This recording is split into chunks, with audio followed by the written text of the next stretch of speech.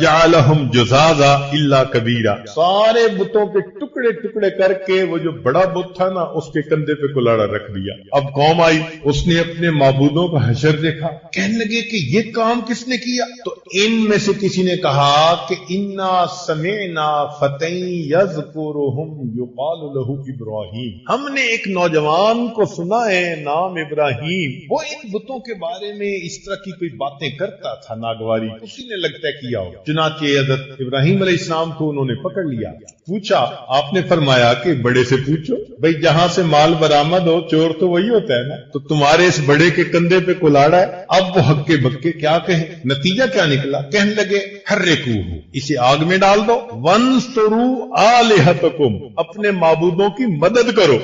کیا معبود ان کے پتھر کے بنے ہوئے ہیں، پتلے خدا، موٹے خدا، چھوٹے خدا ہیں، سب کے سب جھوٹے خدا۔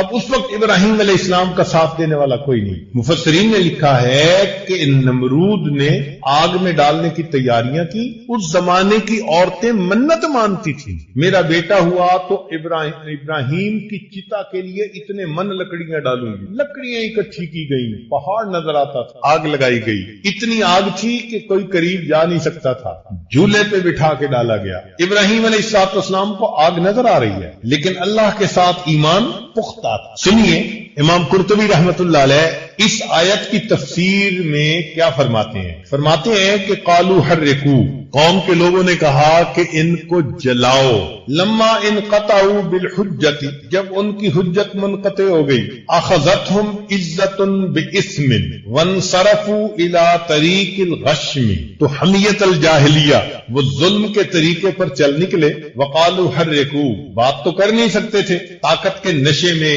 حکومت کے نشے میں، کہنے لگے اس کو جلا دو۔ رویہ، یہ روایت ہے، ان قائل هذه المقالة هو رجل من الاکراد، فرماتے ہیں کہ یہ بات جو کہنے والا تھا نا کہ ان کو جلاؤ، یہ کرد لوگوں میں سے ایک تھا، عراق میں جیسے کرد تھے، ابراہیم علیہ السلام اسی علاقے میں تھے، من اعراب فارس، ای من بادیتها، دیہاتی بندہ تھا۔ قال ابن عمر و مجاہد و ابن جریج و یقال اسمہ حیزر، اس کا نام مفسرین نے اس بندے کا حیزر لکھا ہے، جس نے یہ بات کہی تھی، فخسف اللہ بہ الارض، اللہ نے اس بندے کو زمین کے اندر دھنسا دیا، فہو یتجلجل فیہا الی یوم القیامہ، فرماتے ہیں کہ وہ قیامت تک زمین کے اندر دھنسا ہوا چیختا رہے گا۔ وکیل، اور یہ بھی کہا گیا بل قالہ ملکہم نمرود وانصروا آلہتکم، ان کا جو بادشاہ نمرود تھا اس نے کہا کہ اپنے معبودوں کی مدد کرو، بتحریک ابراہیم لأنہ یسبها ویعیبها، اس لیے کہ ابراہیم علیہ السلام نے ان کے بارے میں ناپسندیدہ الفاظ کہے تھے اور ان میں عیب نکالا تھا کہ پوچھو ان سے، اور وہ تو بتا نہیں سکتے تھے۔ وجاء بالخبر، اور خبر میں یہ بات آئی ہے، ان نمرود بنا صرحا طولہ 80 ذراعا، اس نے ایک تالاب بنوایا، گڑا، 80 ہاتھ اس کی لمبائی تھی، وعرضہ 40 ذراعا، 40 ہاتھ اس کی چوڑائی تھی۔ قال ابن اسحاق وجمع الحطب شہرا، ایک مہینہ وہ اس میں لکڑیوں کو جمع کرتے رہے، ثم اوقدوہ، پھر انہوں نے آگ کو جلایا، واشتعلت واشتدت، آگ جل پڑی اور سخت شدت اختیار، بھڑک گئی، حتی ان کانت طائر لیمر بجنباتها فیحترق من شدت وحجها، حتیٰ کہ اگر کوئی پرندہ اس آگ کے اوپر سے گزرنے لگتا تھا تو شدت کی وجہ سے جل کے نیچے گر جاتا، پرندہ بھی اوپر سے نہیں گزر سکتا تھا۔ ثم قیدوا ابراہیم ووضعوه فی المنجنیق مغلولا، پھر انہوں نے ابراہیم علیہ السلام کو قید کیا، پکڑا، اور ان کو منجنیق میں انہوں نے بٹھایا اور ان کے ہاتھ باندھے ہوئے تھے، ہتھکڑیاں لگی ہوئی تھی، یوں سمجھ لیں۔ ویقال، اور یہ بھی کہا گیا، ان ابلیس صنع لهم المنجنیق یومئذ، کہ ابلیس ایک بندے کی شکل میں آیا تھا اور اس نے آ کے ان کو جھولا بنانے کا گر سکھایا تھا، آرکیٹیکٹ وہ تھا، یوں کر کے جھولا بناؤ۔ فدجت السماوات والارض ومن فیہن من الملائکۃ وجمیع الخلق، چیخنے لگے آسمان اور زمین اور جو کچھ اس میں ہے اور ملائکہ اور ساری مخلوق، الا الثقلین، سوائے انسانوں اور جنوں کے، انسانوں اور جنوں کے سوا جتنی مخلوق تھی جب اس نے یہ منظر دیکھا اتنی آگ جل رہی ہے،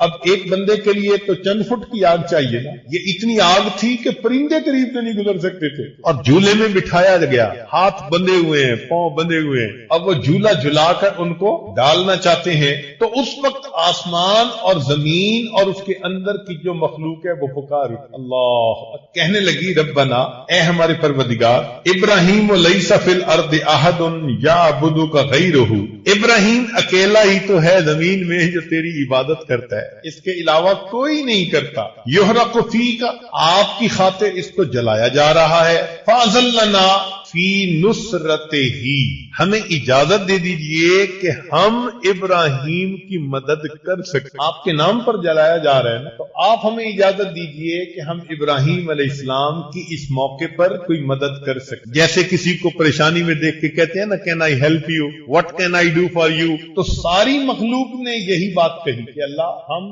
آپ کے ابراہیم علیہ السلام کی مدد کر سکیں، فقال اللہ تعالی، اللہ رب العزت نے فرمایا ان استغاث بشیء منکم او دعاہ فلینصرہ فقد اذنت له فی ذلک، اگر میرا ابراہیم تم سے مدد مانگے یا تمہاری اس دعوت پر مدد کو قبول کرے تو تم مدد کرو، میری طرف سے تم کو اجازت، وَإِن لَّمْ يَدْعُ غَيْرِي، اور اگر وہ میرے کسی غیر کو نہیں پکارتا، فَأَنَا أَعْلَمُ بِهِ وَأَنَا وَلِيُّهُ، تو میں اس کو جانتا ہوں اور میں اس کا سرپرست، سبحان اللہ، جو بندہ اللہ سے لو لگاتا ہے اللہ رب العزت اس کے حالات کو بھی جانتے ہیں، اور پھر اللہ اس بندے کے سرپرست، اس کے نگہبان، اس کے نگران، اس کے سرپرست ہوتے ہیں، تو اللہ تعالیٰ فرماتے ہیں کہ میں اس کا ولی ہوں، فَلَمَّا أَرَادُوا إِلْقَاءَهُ فِي النَّارِ، جب ان لوگوں نے ارادہ کر لیا کہ ابراہیم علیہ السلام کو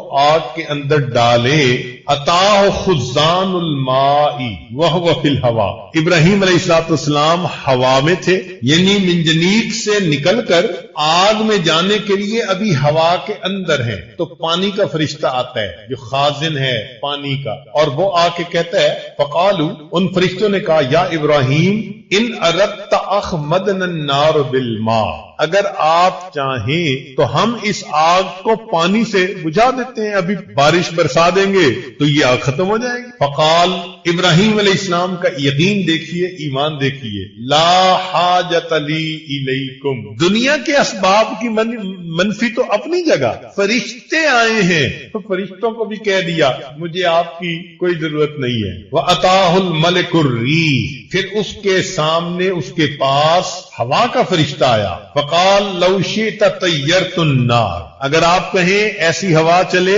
کہ آگ کو ہی اڑا کے لے جائے، فقال اللہ، ابراہیم علیہ السلام نے فرمایا نہیں، ثم رفع رأسه الى السماء فقال، پھر اللہ رب العزت کی، پھر انہوں نے آسمان کی طرف سر اٹھایا اور یہ کہا، اللہم انت الواحد فی السماء، اے اللہ تو آسمان میں اکیلا ہے، وَأَنَا الْوَاحِدُ فِي الْأَرْضِ لَيْسَ أَحَدٌ غَيْرِي يَعْبُدُكَ غَيْرِي، میں زمین میں اکیلا ہوں، میرے سوا تیری عبادت کرنے والا کوئی نہیں، حسبی اللہ ونعم الوکیل، میرے لیے اللہ کافی ہے، وہی میرے لیے بہتر، اللہ، ایمان دیکھیے کیسا تھا، یقین اللہ کے وعدوں پہ کتنا تھا، بھروسہ کتنا تھا، سامنے آگ نظر آ رہی ہے، ہوا کے اندر ہے، اب تو لمحوں کی بات ہے، مگر متزلزل نہیں ہوئے، چنانچہ ایک دوسری آیت میں فرماتے ہیں کہ ان ابراہیم حین قیدوہ لیلقوہ فی النار قال لا الہ الا انت سبحانک رب العالمین لک الحمد ولک الملک لا شریک لک،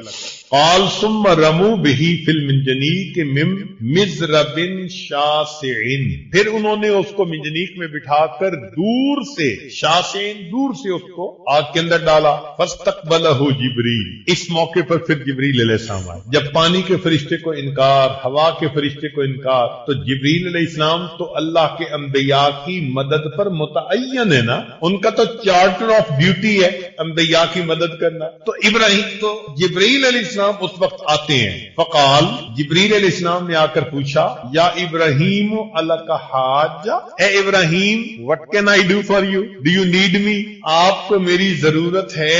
قال اما الیک فلا، ابراہیم علیہ السلام نے فرمایا اگر تو اپنی طرف سے آئے ہو تو کوئی ضرورت نہیں، اگر اپنی طرف سے آئے ہو تو کوئی ضرورت نہیں. فقال جبریل علیہ السلام نے کہا فاسأل ربک، اے ابراہیم خلیل اللہ پھر اپنے رب سے سوال کیجئے. تو جب انہوں نے یہ کہا ابراہیم علیہ السلام نے عجیب سوال. فقال، فرمایا حسبی من سؤالی علمہ بحال، کہ سوال کرنے سے مجھے یہ زیادہ بات کافی ہے کہ میں جس حال میں ہوں میرا اللہ جانتا، یہ بات میرے لیے کافی ہے. یہ سوال کرنے کی کیا ضرورت ہے؟ میرا پروردگار دیکھنے والا، جاننے والا. کیا عجیب جواب دیا. حسبی من سؤالی علمہ بحالی. فقال اللہ تعالی وهو اصدق القائلین یا نار کونی بردا وسلاما علی ابراہیم. رب کریم نے براہ راست آگ کو حکم دیا، اے آگ میرے ابراہیم پر ٹھنڈی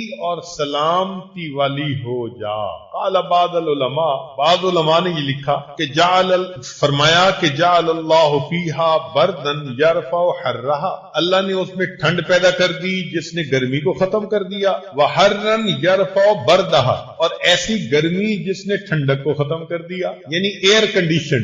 آپ آج کے زمانے میں اس کو یوں کہہ سکتے ہیں، نہ آگ محسوس ہوتی تھی نہ یخ ٹھنڈ محسوس ہوتی تھی، بہت ہی ایئر کنڈیشن قسم کا اس میں ماحول بنا دیا گیا. فصارت سلامن علیہ، چنانچہ ابراہیم علیہ السلام پر وہ سلامتی والی بن گئی. قال ابو العالیہ ولو لم یقل بردم و سلاما لکان بردھا اشد علیہ من حر، کہ اگر اللہ تعالیٰ بردم و سلامن ساتھ نہ کہتے نا تو اتنی ٹھنڈی ہو جاتی کہ ابراہیم علیہ السلام ٹھنڈ سے مر جاتے. تو بردن اکیلا نہیں کہا، وسلاما اور سلامتی والی بھی کہا.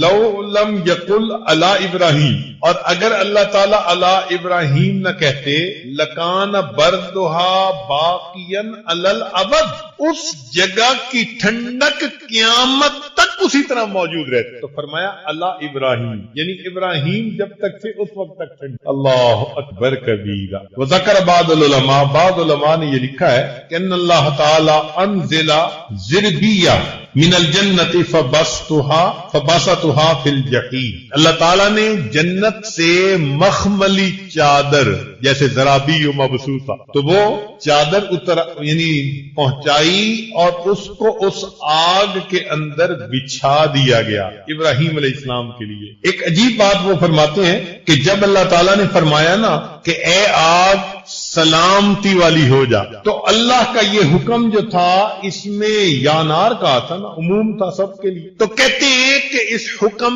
کے آتے ہی ابراہیم علیہ السلام کی آگ کے ساتھ پوری دنیا میں جہاں آگ جل رہی تھی ہر آگ بجھ گئی، کہ شاید یہ حکم مجھے دیا جا رہا ہے، شاید یہ حکم میرے مالک کا مجھے دیا. اللہ اکبر. مالک ملک کی عظمت کیا ہے. تو اللہ رب العزت انسان کو مصیبتوں سے بچاتے ہیں. دنیا کے ظاہری اسباب اگر نہ بھی ہو، براہ راست اللہ تعالیٰ اسباب کو حکم فرما کر بندے کے فیور میں ان کو بنا دے. تو یہاں سے یہ بات سمجھ میں آئی کہ ہمیں اللہ رب العزت کے اوپر پکا یقین رکھنا چاہیے، اس کے وعدوں پہ بھروسہ رکھنا چاہیے، اس کے وعدے ہر حال میں سچ ثابت. جب اللہ تعالیٰ نے حضرت موسیٰ علیہ السلام کو بھیجا نا فرعون کی طرف، تو اس وقت ایک بات کہی، فرمایا لا تخافا، یہ تثنیہ کا صیغہ ہے. موسیٰ علیہ السلام، ہارون علیہ السلام دونوں کو حکم ہو رہا ہے کہ تم دونوں خوف نہ کھاؤ. اننی معکما،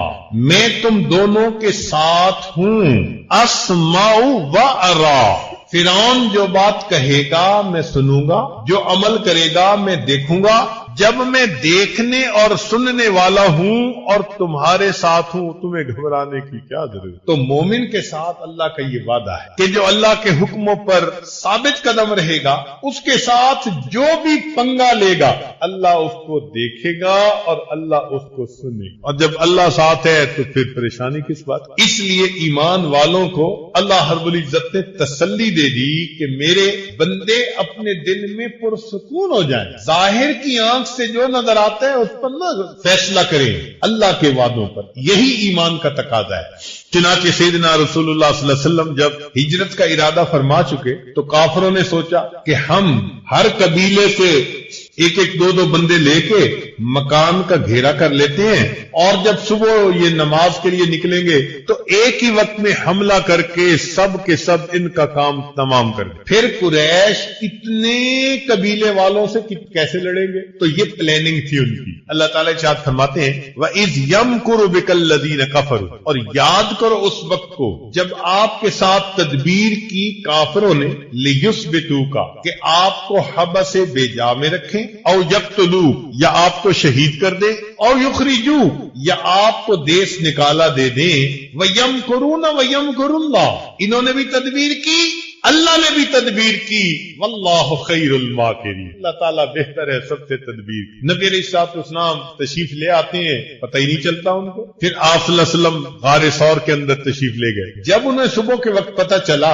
کہ نبی علیہ الصلوۃ والسلام تو چلے گئے، انہوں نے 200 اونٹ کا انعام متعین کیا کہ 200 اونٹ نبی علیہ السلام کو ڈھونڈنے پر اور 200 اونٹ صدیق اکبر عنہ کو ڈھونڈنے پر، الگ الگ انعام۔ 400 اونٹوں کا انعام اس زمانے میں بہت بڑا انعام۔ چنانچہ یہ بات سن کر مکے میں کوئی ایسا قبیلہ نہیں تھا، کوئی خاندان نہیں تھا، کوئی گھر نہیں تھا جس کا کہ نوجوان تلاش کرنے کے لیے پیچھے نکلنا پڑا، اور وہ جبل ثور پہ بھی پہنچ گئے، مگر اللہ رب العزت نے اپنے حبیب صلی اللہ علیہ وسلم کی حفاظت فرما دی۔ چنانچہ علماء نے لکھا ہے کہ نبی علیہ السلام کی حفاظت اللہ نے کیسے فرمائی۔ اخرج ابن سعد و ابن مردوے ان ابن مصعب قال ادرکت انس بن مالک وزید بن ارقم والمغیرۃ بن شعبہ فسمعتهم يتحدثون ان النبي صلی اللہ علیہ وسلم لیلۃ الغار، کہ جب نبی علیہ الصلوۃ والسلام غار میں تھے جس رات آپ وہاں پر رکوش ہوئے، امر اللہ شجرۃ فنبتت فی وجہ النبی فسطرت، اللہ تعالیٰ نے ایک پودے کو حکم دیا، وہ پودا اگایا اور نبی علیہ الصلوۃ والسلام کے چہرے کو ڈھانپ لیا، یعنی سامنے غار کے دروازے پر ایک پودا اگایا اللہ کے حکم سے۔ وَأَمْرَ اللَّهُ الْعَنْكَبُوتَ فَنَسَجَتْ فِي وَجْهِ النَّبِيِّ صلی اللہ علیہ وسلم فَسَتَرَتْهُ، اللہ تعالیٰ نے مکڑی کو حکم دیا، اس نے غار کے دروازے کے اوپر جالا بن دیا اور نبی علیہ الصلوۃ والسلام کو چھپا لیا۔ وَأَمَرَ اللَّهُ حَمَامَتَيْن، اور اللہ رب العزت نے کبوتروں کو حکم دیا، وحشیتین، جنگلی کبوتر، فَوَقَفْنَا بِفَمِ الْغَارِ، کہ وہ غار کے دروازے کے اوپر ہی ٹھہر جائیں۔ تو جو غار کے دروازے پر وہ پودا تھا نا، وہاں 2 کبوتر وہ وہیں رک گئے۔ اب وَأَقْبَلَ فُتْيَانُ قُرَيْشٍ من کل بطن رجل بعصیہم واسیافہم وحراوی، ہر گھر سے نوجوان قریش کے نکل پڑے اپنے عصا لے کر، اپنی تلواریں لے کر اور اپنے ڈنڈے لے کر، حتی اذا کانوا من النبی صلی اللہ علیہ وسلم قدر 40 ذراعا، حتی کہ 40 ہاتھ کا فاصلہ، فنزل بعضهم فنظر فی الغار، تو سواریوں پر آ گئے تھے، ان میں سے ایک بندہ نیچے بھی اترا اور اس نے غار میں بھی دیکھا، فراجع الی اصحابہ، تو غار میں دیکھ کر اس نے جب دیکھا کہ یہاں تو مکڑی کا جالا ہے اور کبوتریاں بھی تھی، تو وہ واپس چلا گیا۔ فقالو، جو اس کے ساتھی تھے انہوں نے پوچھا، مالک لم تنظر فی الغار، کیا مسئلہ، تو نے غار کے اندر کیوں نہیں جھانک کے دیکھا؟ فقال، وہ کہنے لگا، رأیت الحمامتین بفم الغار فعرفت ان لیس فی احد، میں نے 2 کبوتریوں کو یہاں بیٹھے ہوئے دیکھا ہے، لگتا ہے کہ اس غار کے اندر کوئی نہیں، اگر کوئی ہوتا تو جنگلی کبوتر تو یہاں نہ بیٹھتے نا۔ فسمع النبی صلی اللہ علیہ وسلم ما قال، نبی علیہ السلام نے آواز سنی اس کافر کی جو باتیں کر رہا تھا، فعرف ان اللہ درا عنہ بہما، نبی علیہ السلام سمجھ گئے کہ اللہ تعالیٰ نے ان کو ادھر سے موڑ دیا۔ اللہ اکبر کبیرہ، اللہ رب العزت نے دکھا دیا کہ دیکھو یہ جو مکڑی کا جالا ہے نا، اس کو دنیا میں سب سے کمزور دیوار کہا جاتا ہے۔ ان اوہن البیوت لبیت العنکبوت، قرآن گواہی دے رہا ہے، بتلا دیا کہ لوگوں جب میں حفاظت کرنے پہ آتا ہوں تو سب سے کمزور دیوار اگر اگر میں درمیان میں حائل کر دیتا ہوں پوری دنیا کی طاقت مل کر اس دیوار کو نہیں توڑ سکتی، میں اس سے حفاظت کر کے دکھا دوں۔ اللہ رب العزت کی مدد سبحان اللہ عجیب ہے۔ اس لیے ہم اللہ رب العزت کی احکام کے اوپر پابندی کے ساتھ عمل کرنے والے بن جائیں، جس حال میں بھی ہوں گے ہمارا پروردگار ہماری مدد فرمائے گا، اور وہ پروردگار ہمیں ہماری مصیبتوں میں سے نکالے گا۔ تو نظر کس پر رکھنی ہے؟ ایک اللہ کی ذات، ادھر ادھر سے نگاہیں ہٹا لیں، ایک اللہ رب العزت کی ذات پر اپنی نگاہوں کو جما لیں۔ ان مشکلات میں وہی ہمارے کام آئے گا، اور ان مصیبتوں سے اور اس کرب اور غم سے وہی ہمیں نجات دلائے۔ اللہ رب العزت قرآن مجید میں ایمان والوں کے ساتھ کچھ وعدے فرماتے ہیں۔ امید ہے کہ آپ گوش ہوش کے ساتھ سنیں گے، توجہ کے ساتھ بات کو سنیں گے کہ یہ اللہ رب العزت کے وعدے ہیں ایمان والوں کے۔ سب سے پہلا بات اللہ تعالیٰ فرماتے ہیں واللہ اعلم باعدائکم، اللہ جانتا ہے تمہارے دشمنوں کو۔ ہم نہیں جانتے ہمارا دشمن کون ہے، ہماری نظر میں تو دوست ہو سکتا ہے، مگر دوستی کے رنگ میں کوئی دشمنی کر رہا ہو تو دلوں کی نیت کو ہم کیسے جانیں؟ اور آج کل تو حال بھی یہی ہے کہ کفر دوست بن کے دشمنی کرتا ہے، زیادہ قریب ہو کے زیادہ گہرا زخم لگانے کی کوشش کرتا ہے، اوپر سے خیر خواہی کر رہا ہوتا ہے، اندر سے جڑیں کاٹ رہا ہوتا ہے۔ چنانچہ اللہ تعالیٰ فرماتے ہیں کہ تمہیں ایمان والوں پتہ نہیں ہے کہ تمہارا کون ہے، تمہارا دشمن کون ہے۔ واللہ اعلم باعدائکم، اللہ جانتا ہے تمہارے دشمنوں۔ ایک بات تو یہ بتا دی، اگلی بات یہ بتائی وَلَن يَجْعَلَ اللَّهُ لِلْكَافِرِينَ عَلَى الْمُؤْمِنِينَ سَبِيلًا، اللہ تعالی ہرگز کافروں کو ایمان والوں تک پہنچنے کا راستہ نہیں دے۔ اس کی مثال ایسے کہ جیسے کسی کے بچے کو کوئی ہاتھ لگانا چاہے، مارنا چاہے، تو باپ کہتا ہے میاں میری لاش سے گزر کے جاؤ، یعنی پہلے مجھ سے نمٹو پھر میرے بچے کو ہاتھ لگاؤ۔ اس آیت کا ترجمہ ہو بہو یہی بنتا ہے کہ اللہ تعالیٰ فرماتے ہیں کہ ایمان والو جو تم تک آنا چاہے گا پہلے مجھ سے نمٹے گا پھر تم تک آئے گا، تو میں تم تک آنے ہی نہیں دوں۔ وَلَن يَجْعَلَ اللَّهُ لِلْكَافِرِينَ عَلَى الْمُؤْمِنِينَ سَبِيلًا۔ دیکھیں نا، ایک مرغی بچوں کو دے کے پھر رہی ہوتی ہے، بلی آ جاتی ہے، مرغی جانتی ہے کہ میں کمزور ہوں مگر مامتا ہے نا، محبت ہے، پر پھیلا کے کھڑی ہو جاتی ہے۔ پر پھیلانے کا کیا مطلب؟ وہ بلی کو مارے گی؟ نہیں، مطلب یہ ہوتا ہے کہ اگر تم نے کچھ کرنا ہی ہے تو پہلے مجھے مارو پھر میرے بچوں کو ہاتھ۔ ماں کی مامتا کا یہ حال ہے، اللہ کی اپنے ایمان والوں کے ساتھ محبت کا کیا حال ہے؟ اس لیے فرمایا کہ اگر کافر تم تک آنا چاہیں گے میں آنے ہی نہیں دوں گا، میں راستے میں رکاوٹ بن جاؤں گا، ان کا راستہ روک دوں گا، تم تک ان کے ہاتھ پہنچ ہی نہیں سکیں گے۔ یہ دوسرا وعدہ فرما دیا، پھر وضاحت سے بات کہہ دی اِنَّا لَنَنصُرُ رُسُلَنَا، ہمارے ذمہ ہے مدد اپنے رسولوں وَالَّذِينَ آمَنُوا، اور ایمان والوں کی، فِي الْحَيَاةِ الدُّنْيَا، اس دنیا کی زندگی میں، وَيَوْمَ يَقُومُ الْأَشْهَادُ، اور اس دن جب قیامت ہوگی گواہیاں دی جائیں۔ یہ جو اِنَّا کا لفظ ہے نا، یہ بڑا معنی خیز ہے، ترجمہ تو یہی ہے کہ ہمارے ذمہ ہے مدد اپنے رسولوں، سمجھنے کی خاطر ہم اگر اس کا ترجمہ اپنی زبان میں کریں نا تو وہ یوں بنتا ہے ہم پر فرض ہے مدد اپنے رسولوں کی اور ایمان والوں۔ اللہ تعالیٰ پہ کوئی چیز فرض نہیں ہے، مگر ترجمہ جو الفاظ ہیں ان کا انداز یہی مفہوم دے رہا ہے کہ ہم پر لازم ہے مدد اپنے رسولوں کی اور ایمان والوں۔ اب اتنی تسلی سے اگر اللہ تعالیٰ فرما رہے ہو تو یہ کوئی دنیا کا تو وڈیرا نہیں ہے نا جو آج وعدہ کرے گا کل الٹا کر دے گا پھر کہے گا جی میری بات کوئی قرآن کا لفظ چھوڑا۔ یہ تو خدا کی بات ہے، یہ مالک الملک کی بات ہے۔ فرما رہے ہیں اِنَّا لَنَنصُرُ رُسُلَنَا، ہمارے ذمہ ہے مدد اپنے رسولوں کی، وَالَّذِينَ آمَنُوا، اور ایمان والوں کی، فِي الْحَيَاةِ الدُّنْيَا وَيَوْمَ يَقُومُ الْأَشْهَادُ، دنیا کی زندگی میں اور اس دن جب گواہیاں قائم ہوں گی قیامت کے دن۔ چنانچہ اللہ رب العزت ایمان والوں کی مدد فرما۔ جنگ یرموک میں ایک موقع ایسا آیا کہ ایمان والے بہت تھوڑے تھے تعداد اور نصارہ بہت زیادہ تھے۔ مورخین نے لکھا ہے کہ جیسے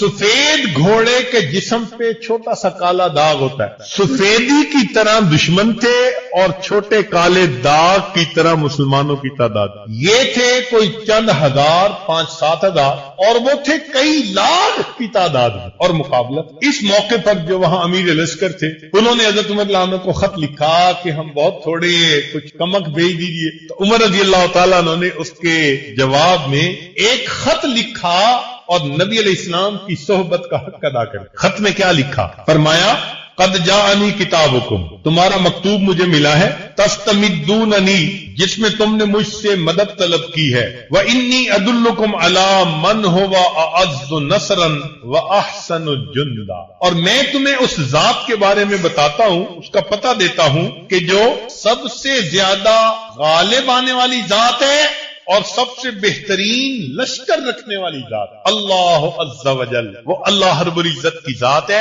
فاستنصروہ، تم اللہ سے مدد مانگو۔ فإن محمدا صلی اللہ علیہ وسلم قد نصر فی یوم بدر فی اقل من عدتکم، اور نبی علیہ الصلوۃ والسلام میدان بدر میں تھوڑے تھے مگر اللہ نے ان کی مدد فرمائی، لہذا تم اسی اللہ پر نظر رکھو۔ فإذا جاءکم کتابی، جب یہ میرا مکتوب تم تک پہنچے، ہذا فقاتلوہم ولا تراجعونی، ٹوٹ کر ان پر حملہ کر دو اور پھر میری طرف مراجعت نہ کرو۔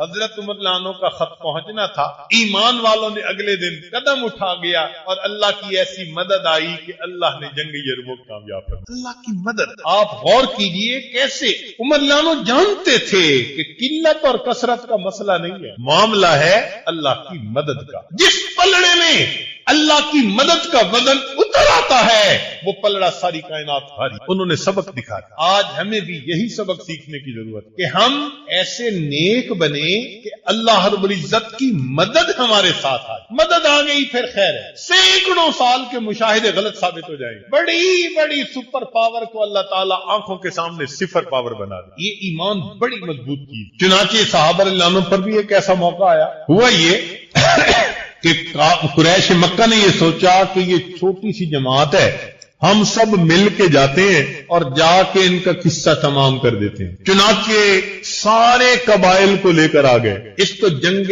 احزاب کہتے ہیں، یعنی پوری دنیا کو لے کے آ گئے، یوں سمجھ لیں۔ جب لوگوں نے یہ سنا نا کہ مسلمانوں کے خلاف اتنا بڑا لشکر آ گیا، سنیے ذرا، قرآن مجید میں اللہ تعالیٰ فرماتے ہیں کہ جب تو بات چل رہی تھی کہ اللہ تعالیٰ فرماتے ہیں کہ ہم ایمان والوں کی مدد فرماتے ہیں۔ اللہ رب العزت کی مدد جنگ بدر میں بھی ہوئی، وہ کیسے؟ فرماتے ہیں لقد نصرکم اللہ ببدر وانتم اذل، تحقیق اللہ نے بدر میں تمہاری مدد کی اور تم تو کمزور تھے، 2 تلواریں اور 70 گھوڑے، اور بعض کے ہاتھوں میں تو درخت کی ٹہنیاں تھی، اور یہ 1000 کے مقابلے میں 313 خالی ہاتھ آ کر کھڑے ہو گئے۔ صحابہ کی جب نظر پڑی نا تو ان کو لگتا تھا کہ ہمیں تو موت کے منہ میں دھکیلا جا رہا۔ اللہ تعالیٰ قرآن مجید میں گواہی دیتے ہیں، کما اخرجک ربک من بیتک بالحق وان فریقا من المؤمنین لکارہون یجادلونک فی الحق بعدما تبین کانما یساقون الی الموت وهم ینظرون۔ صحابہ کو یوں لگ رہا تھا کہ ہمیں موت کے منہ میں دھکیلا جا رہا ہے اور آنکھوں سے ہم دیکھ رہے ہیں، موت نظر آ رہی۔ اب سوچئے اس وقت کیا حال ہوتا ہے۔ لیکن اس وقت اللہ کے پیارے حبیب صلی اللہ علیہ وسلم نے اللہ رب العزت سے مدد مانگی۔ آپ نے قلت اور کثرت کو نہیں دیکھا، آپ نے اسباب پر نظر نہیں دوڑائی کہ وہ لوہے میں ڈوبے ہوئے ہیں، زریں پہنی ہوئی ہیں، خود پہنے ہوئے ہیں، تلواریں ہاتھ میں ہیں، نیزے ہیں، گرز ہیں۔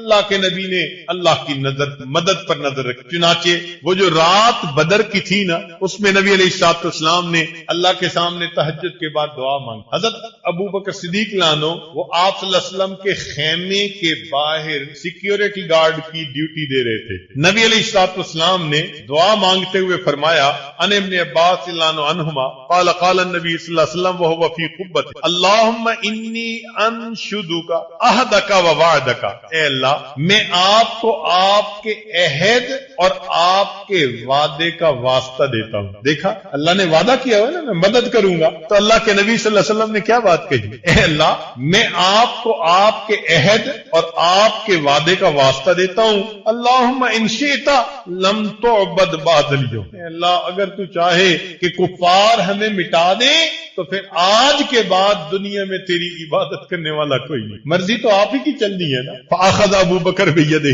جب نبی علیہ السلام نے یہ دعا مانگی نا تو صدیق اکبر آگے بڑھے، نبی علیہ السلام کا ہاتھ پکڑ کے کہا فقال حسبک یا رسول اللہ. اے اللہ کے رسول صلی اللہ علیہ وسلم آپ کے لیے یہ دعا کافی ہے. فقد الحاط علی ربک، آپ نے اپنے رب سے اصرار کے ساتھ مانگنے کی انتہا کر دی. کیا عجیب دعا مانگی آپ. یعنی ابو بکر صدیق لانوں کو یقین آ گیا اب اللہ کی مدد اتر کر رہے گی. اور واقعی ایسا ہوا کہ دن ہوا سیہزم الجمع ویولون الدبر، وہ جماعت شکست کھا گئی، پیٹ پھیر کر بھاگ. اللہ تعالیٰ نے ایمان والوں کو اس وقت اپنی مدد سے فتح عطا کی. شاہنامہ اسلام لکھا ہے حفیظ جالندری نے، نوجوانوں کے پڑھنے کی چیز ہے. اس میں جب صحابہ نبی علیہ السلام کی معیت میں میدان بدر میں پہنچے نا تو وہاں کے پہاڑ کی کیا حالت تھی، انہوں نے ذرا شاعرانہ انداز میں اس کو بیان کیا ہے. خشک پہاڑ تھے. لکھتے ہیں یہ تشنہ لب جماعت جب یہاں پر رک گئی آ کر، یہ تشنہ لب جماعت جب یہاں پر رک گئی آ کر، دعا کی دامن صحرا نے دونوں ہاتھ پھیلا کر، کہ اے صحرا کو آتشناک چہرہ بخشنے والے، رخ خورشید کو کرنوں کا صحرا بخشنے والے، ازل کے دن سے اب تک بھاڑ میں بھنتا رہا ہوں میں، صدائے رعد و باران دور سے سنتا رہا ہوں میں، ہوا ہوں جب سے پیدا جان پانی کو ترستی ہے، میرے سینے کے اوپر آگ کی بدلی برستی ہے، میں سمجھا تھا مقدر ہو چکی ہے دھوپ کی سختی،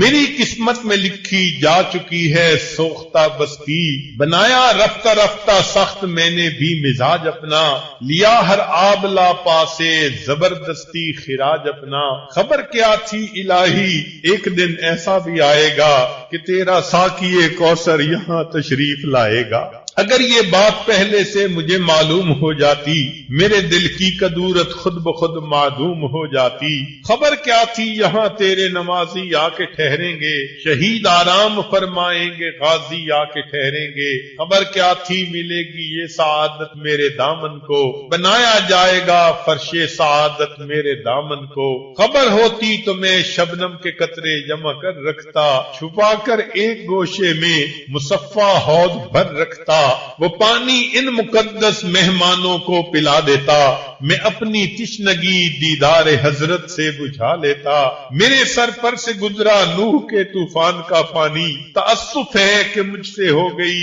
اس وقت نادانی، اگر رکھتا میں اس پانی کی تھوڑی سی خبرداری تو ہو جاتا میری آنکھوں سے چشموں کی طرح جاری، یہ 70 اونٹ 2 گھوڑے یہاں سیراب ہو جاتے، مجاہد بھی وضو کرتے نہاتے غسل فرماتے، تیرے محبوب کے پیارے قدم اس خاک پر آئے، الہی حکم دے سورج کو اب آتش نہ برسائے، اگر اب میرے دامن سے ہوائے گرم آئے گی تو مجھ کو رحمت للعالمین سے شرم آئے گی، جلیل القدر مہمانوں کا صدقہ مہربانی کر، عطا بہرے وضو ان کے لیے تھوڑا سا پانی کر، برائے چند ساتھ ابر بارہ بھیج دے یا رب، بہاراں بھیج دے یا رب، بہاراں بھیج دے یا رب، حضور ساقی کوثر میری کچھ لاج رہ جائے، میری عزت میری شرم عقیدت آج رہ جائے. پہاڑ بھی گویا یہ فریاد کر رہا ہے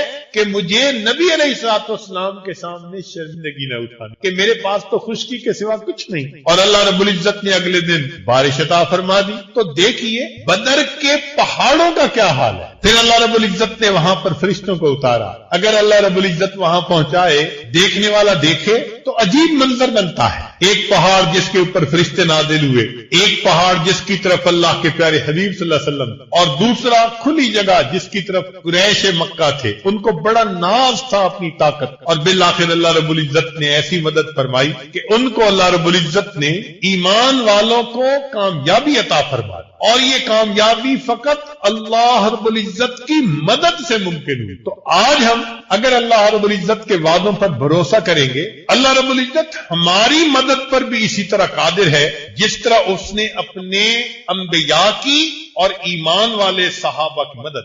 تو غزوہ احزاب میں پھر کافر آ گئے کہ سارے قبیلوں کو لے کر چلتے ہیں اور ایک ہی وقت میں ایمان والوں کو ختم کراتے ہیں. اس وقت لوگ جب دیکھتے تھے تو وہ کہتے تھے الذین قال لهم الناس ان الناس قد جمعوا لكم فاخشوهم، کہ لوگ تمہارے لیے جمع ہو کر آ گئے، ڈرو.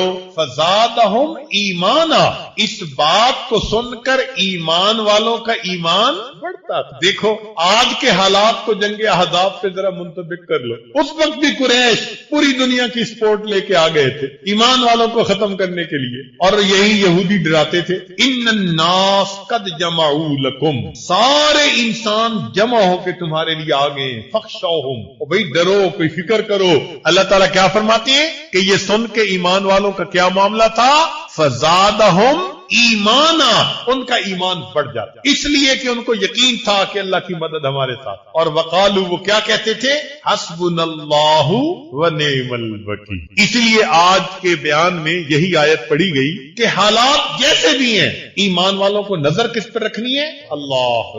اللہ بس، باقی حوث، ہمیں ایک اللہ کافی ہے. تو کوشش یہ کرنی چاہیے کہ ہم اپنے گناہوں سے توبہ کر کے اپنے پروردگار کو راضی کر لیں. جب وہ پروردگار راضی ہو گیا اور اس نے مدد کا ارادہ فرما لیا، یاد رکھنا ایمان والوں کو دنیا سے کوئی ختم نہیں کر سکتا. اللہ تعالیٰ ارشاد فرماتے ہیں فانقلبوا بنعمت من اللہ، یہ ایمان والے لوٹے اللہ کی نعمت کے ساتھ. وفضل لم یمسسہم سوء، اور فضل کے ان کو مس نہیں کیا برائی نے. واتبعوا رضوان اللہ واللہ ذو فضل عظیم، اللہ تعالیٰ بڑے فضل والا ہے. اب آگے اللہ تعالیٰ ایک بات سمجھاتے ہیں، فرماتے ہیں ان ذالکم الشیطان یخوف اولیاءہ فلا تخافوہم، یہ شیطان ہے جو اپنے دوستوں سے ڈراتا ہے، تم ان سے مت ڈرنا.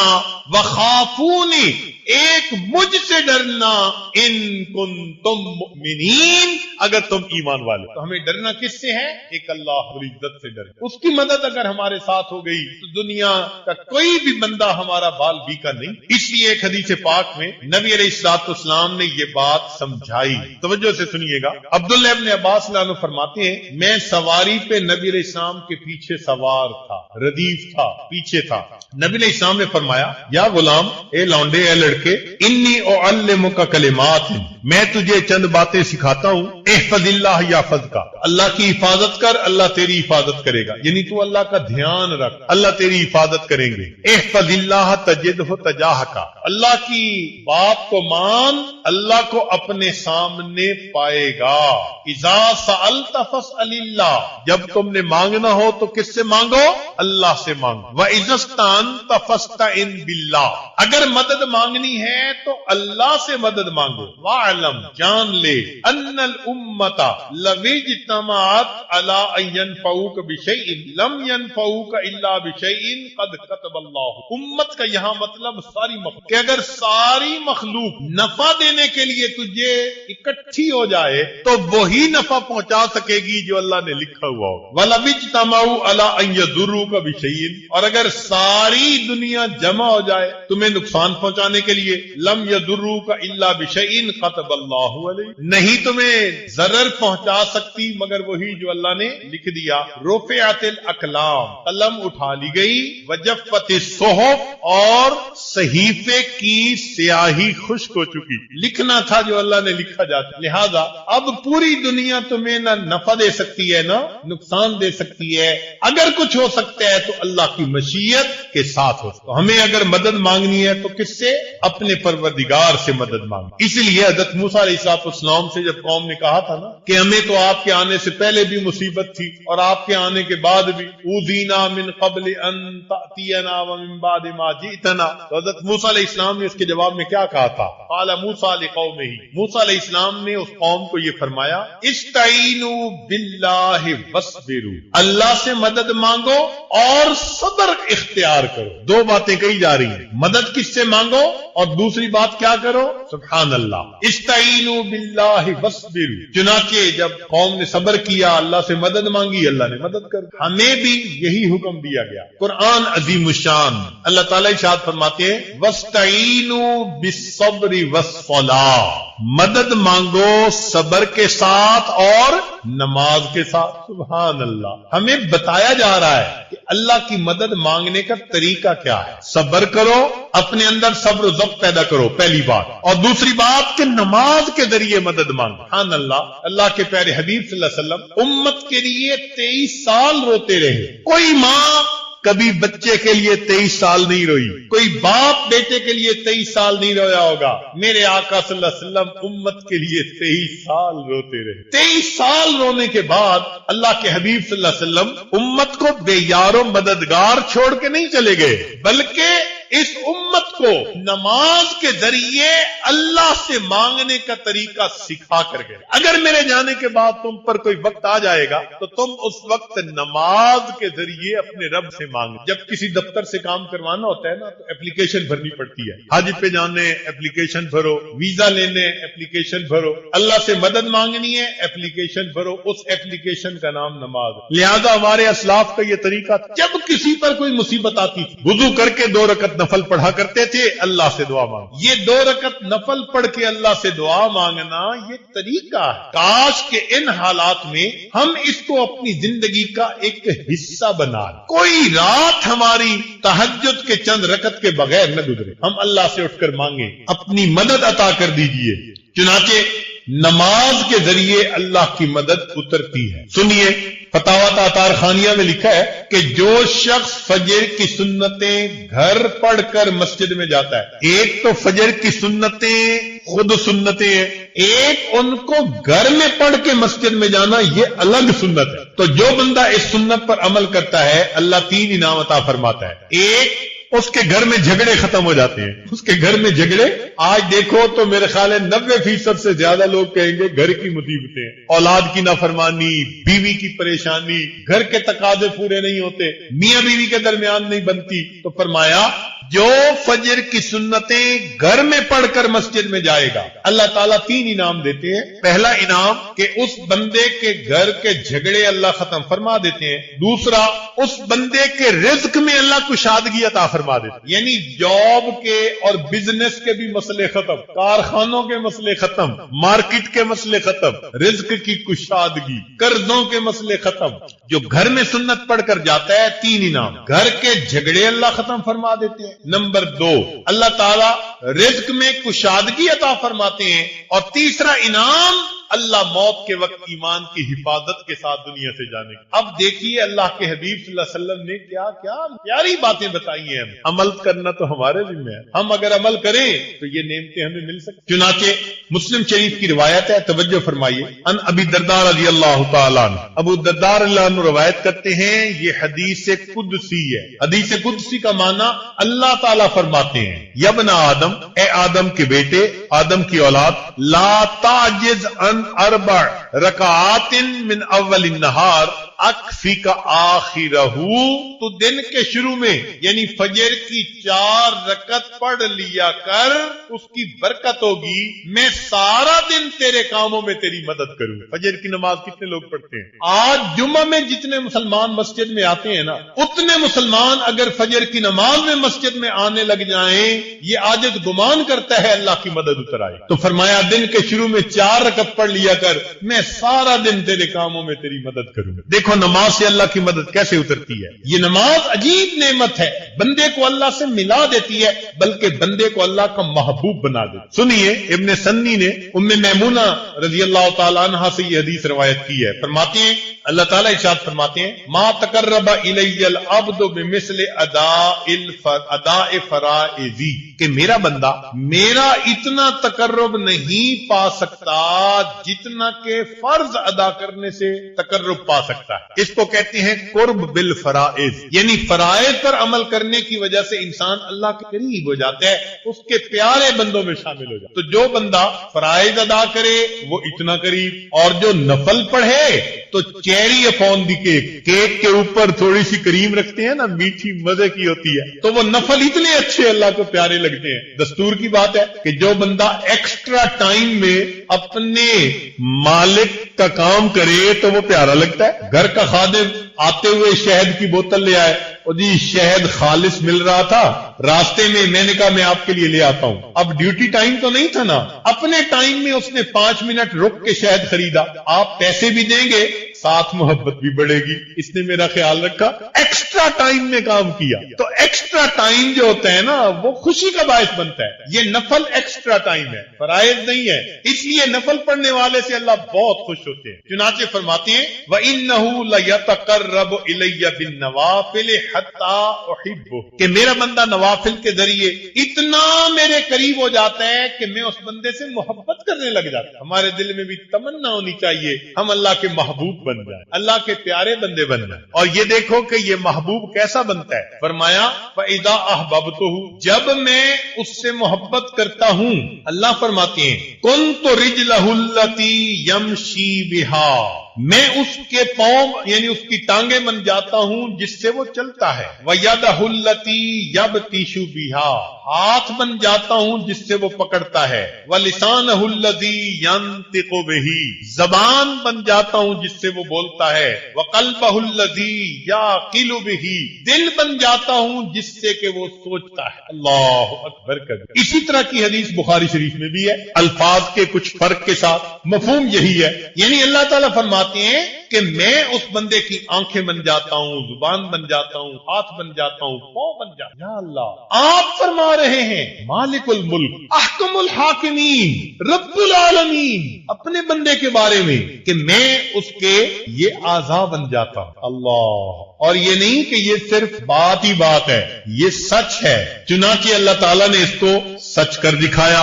जब नबी अलैहिस्सलाम ने रेत फेंकी, अल्लाह ताला फरमाते हैं, वमा रमैता इद रमैता वला किन्नल्लाह रमा, आपने नहीं फेंका जब आप फेंक रहे थे, वो तो अल्लाह फेंक रहा था। या अल्लाह, आप इतने बड़े हैं, बंदे के साथ इतना एहसान फरमाते हैं कि अगर वो आपके हुक्म की पैरवी कर लेता है, इस्तिकामत के साथ जमा रहता है, इतनी शान से नवाज रहे हैं।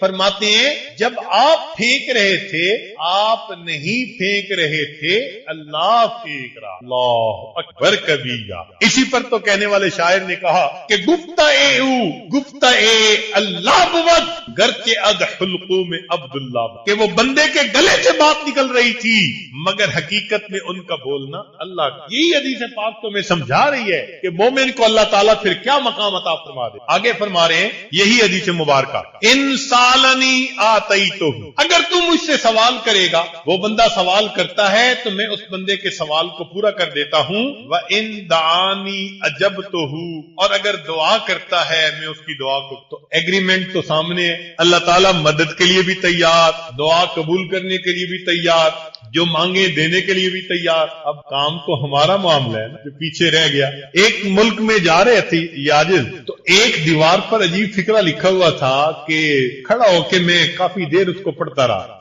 अंग्रेजी में लिखा हुआ था, मगर लिखने वाले ने अजीब बात लिख डाली थी। लिखा हुआ था कि if you feel God is away, अगर तुम महसूस करते हो कि अल्लाह दूर है, गेस who moved, یہ اندازہ لگاؤ کہ پیچھے کون ہٹا. اگر تم محسوس کرتے ہو کہ خدا دور ہے تو اب یہ سوچو کہ پیچھے کون ہٹا. اللہ تعالیٰ تو نہیں نہ ہٹ سکتے اپنی بات سے پیچھے، تو پیچھے پھر ہٹتا کون ہے؟ بندہ خود ہٹتا ہے. تو ایگریمنٹ سامنے ہے. اگر ہم اللہ کے بندے بن جائیں، سر کے بالوں سے لے کے پاؤں کے ناخنوں تک اللہ رب العزت کے حکموں پر عمل کرنے والے بن جائیں. اللہ فرماتے ہیں میں زبان بن جاؤں گا، میں آنکھیں بن جاؤں گا، میں پاؤں اور ہاتھ بن جاؤں گا، جو مانگو گے میں دوں گا، جو دعا کرو گے میں قبول کروں. سبحان اللہ. یہ سب سے آسان طریقہ ہے اس دنیا میں کامیابی اور غلبہ حاصل